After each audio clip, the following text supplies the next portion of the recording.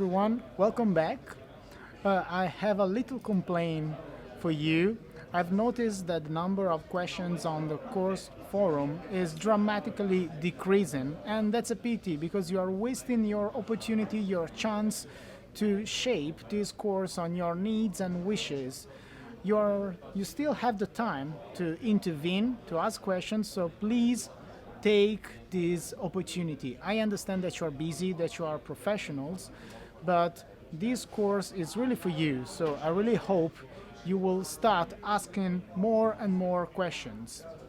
Okay, for what concerns the topics we will deal together in week 6, as you know, we will speak about dependence. And when I say dependence, I don't mean correlation, at least not only, because we know that correlation is just one of the measures of dependence that we can use, a measure that measures a special type of dependence, that is to say linear dependence. And we know that the world out there, unfortunately, is not that easy, is not linear, especially when you deal with extreme events, that is to say the events in the tails. We will see that in those situations it's better to use other forms of dependence, and that is to say other measures.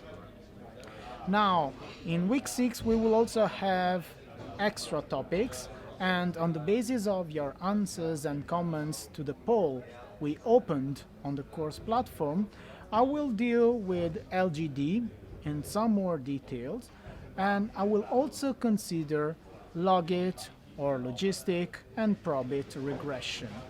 I know that most of you are familiar with this topic because you use that in your everyday business life, but apparently it is good to go a little bit more in the details and to see what happens when we drop some of the assumptions we typically assume when we deal with these linear models.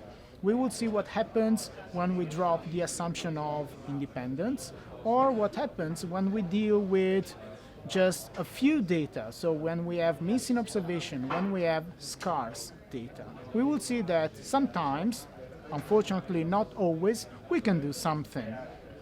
Another aspect about logit and probit models and linear models in general is, for example, suggested by Florian on the course forum, and it's about the relationship between point in time and through the cycle estimates, how we can actually relate them. Now, a point in time estimate, you know, is an estimate that we obtain when we perform all our evaluation or our estimations on a short time window, while through the cycle estimate is something that we obtain when we have longer time windows, sometimes moving windows, and the idea is that the longer length should average out the business cycle.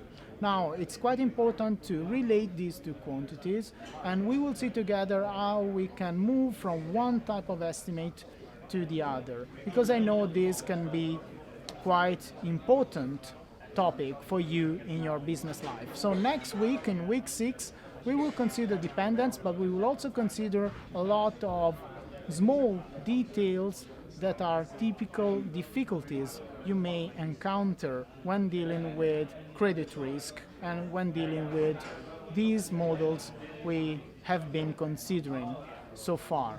So I hope that in the next week, in the next weeks, we will have more questions for the Casual Friday session, because it's really important.